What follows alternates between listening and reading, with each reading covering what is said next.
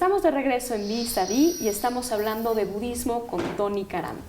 Tony, nos quedamos antes del corte en hablar sobre el karma. Así es. Comentaba que la tradición budista se centra en tres diferentes, digamos, aproximaciones metodológicas.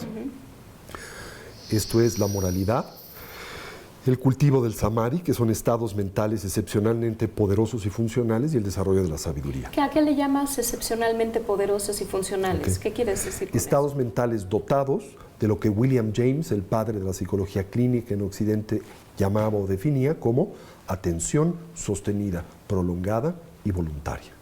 Esto es, el estado ordinario de la conciencia de una persona ordinaria es uno dominado por la ausencia de la atención sostenida y prolongada.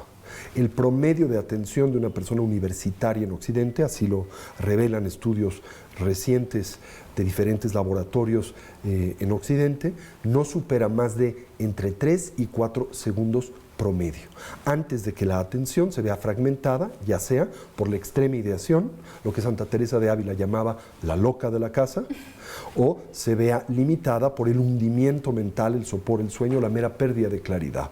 Sí, y también nuestros filtros mentales hacen que juzguemos esa realidad. Así es. O, por ejemplo, en un diálogo como el que estamos teniendo ahorita, uno está pensando en, no, ya te dejamos de escuchar al interlocutor, ¿no? Son esos estados que el budismo justamente trata de centrar y de concentrar con mucho más... Concentrar la atención, claro, hacer de la mente un instrumento genuinamente flexible, poderoso, funcional, uno que nos aporta, digamos, utilidades, que nos aporta servicio, en oposición a ser un esclavo de este, en términos generales. ¿Sí? Y después emplear esa mente poderosa, esa mente funcional, para uno de los objetivos naturalmente esenciales de esta propuesta espiritual y cognitiva, que es el dilucidar, el investigar la naturaleza de la realidad, bajo de nueva vez un presupuesto fundamental vinculado al tópico de la sabiduría, y es el hecho de que nosotros, en buena medida, no vemos las cosas como son, sino vemos las cosas como somos, ¿no? Y ese cómo somos está determinado por una variedad de distintos condicionamientos. Por ejemplo, condicionamientos físicos. Nosotros percibimos el mundo acorde, ¿verdad?, al organismo humano y sus bases sensoriales. Percibimos al mundo acorde de nuestros condicionamientos educativos, de género, sociales, económicos, etc. Ahora, esto en sí no es problemático. El problema es que nosotros concebimos que esta cognición, que es profundamente subjetiva, es objetiva. Sí, ligamos esa percepción, esos vicios de percepción con lo que es la realidad, y no entendemos, conscientemente lo entendemos, quizá de una forma racional, que tenemos estos filtros, pero en la realidad lo que nosotros pensamos, el sufrimiento que vamos a explorar más adelante, proviene de estos filtros de mente. En realidad, el sufrimiento desde la perspectiva de la psicología y la tradición budista adviene de una tensión cognitiva, Milka. Y esa tensión cognitiva es muy fácil de explicar, aunque naturalmente es en extremo difícil de superar. Bueno, ya que tocaste... ¿Cuál es esa tensión cognitiva? La distancia que existe entre la realidad y la manera en que nosotros la percibimos, centrada fundamentalmente en lo que llama la tradición budista 4 errores. ¿Sí? ¿Cuáles son esos 4 errores? Y esos 4 errores tienen a su vez 2 dimensiones, una de mero desconocimiento y una proyectiva de distorsión. Entonces, el primer error es que no percibimos la naturaleza cambiante, dinámica y mutativa de todo lo que existe, y habitual, compulsiva, inconscientemente proyectamos una demanda de permanencia sobre lo que es impermanente. Porque lidiamos muy mal con el cambio. Los seres humanos creo que tenemos una deficiencia lidiando con el cambio. Justamente, bueno, vamos por partes. En el budismo hablan, la primera verdad noble, que es uno de los primeros discursos del Buda cuando él ya fue iluminado y está en Benares con sus alumnos, es que la vida es sufrimiento. No exactamente lo que el Buda, bueno, primero, retomando rápidamente, decíamos que nosotros sufrimos desde la perspectiva budista en consecuencia de una tensión y error cognitivo fundamental basado en estos 4 elementos. Ignoramos la naturaleza cambiante de las cosas y le proyectamos a lo que es cambiante permanencia. 2, ignoramos la naturaleza compuesta de todo fenómeno, externo o interno, y proyectamos un sentido, concepción o demanda de existencia unitaria sobre de aquello que emerge en dependencia de causas, condiciones y circunstancias. ¿Qué quieres decir con eso? Un ejemplo muy sencillo. En nuestra cultura ordinaria, cuando alguien mata a un perro, lo hacemos mataperro. ¿Sí? Okay. Lo unificas, etiquetas, lo absolutizas solo en dependencia de una acción o un comportamiento. ¿Me doy a entender? Cuando aún una persona que ejerce una actividad de esta naturaleza tiene muchas dimensiones. No es solo eso, no es solo mataperro. Experimentas cualquier tipo de estímulo sensorial, ¿no? Digamos, degustas un pastel de chocolate y tienes una sensación agradable. Ahora, ¿qué haces? Primero se te olvida que la experiencia agradable que derivas del contacto con el pastel de chocolate no viene del pastel de chocolate, sino viene de la manera en que interpretas el estímulo del pastel de chocolate. Entonces tienes certeza que lo sabroso está en el pastel y no en la persona que lo experimenta. Se te olvida que hay variables tales como el hecho de que tengas hambre, variables como el hecho de que tengas la socialización para comer el pastel de chocolate, que hacen de ese estímulo uno agradable. Ahora, ¿qué haces? Lo absolutizas. Y tienes la absoluta certeza de que ese pastel existe como a ti aparece, como fuente genuina y duradera de placer. Y ahora, ¿cómo te relacionas con el pastel, dada esa distorsión cognitiva? Con aferramiento, con apego. ¿Y qué haces? Exageras sus cualidades positivas. Le proyectas cualidades positivas que no tiene, no tuvo, no tendrá, ¿no? Y concibes al pastel de chocolate de una forma fantasiosa como una fuente genuina de placer, cuando en el mejor escenario ese pastel de chocolate tan solo te puede aportar ¿qué tipo de placer? Temporal y relativo, pero no absoluto y duradero.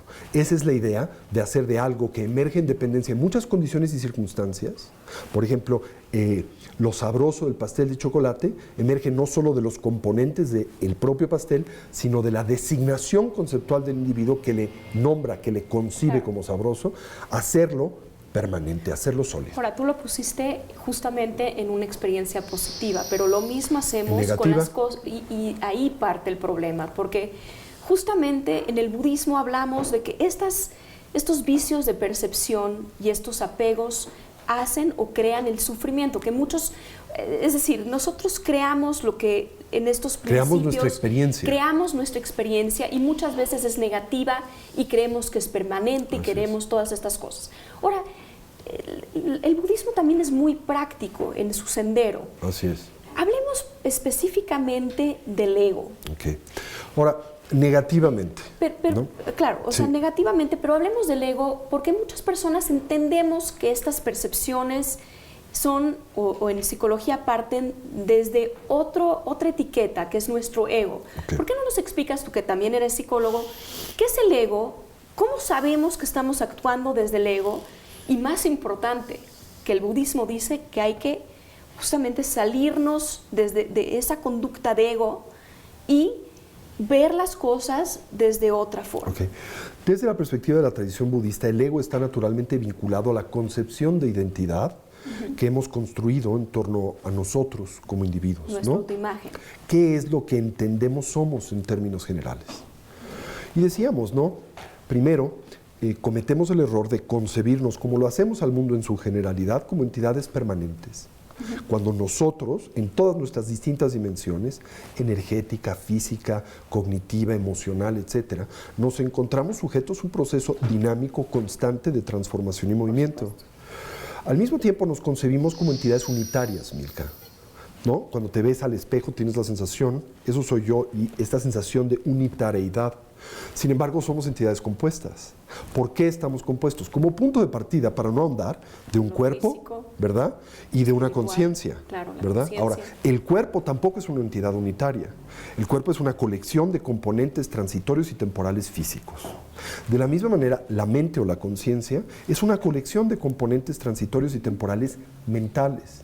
No hay nada en nosotros unitario.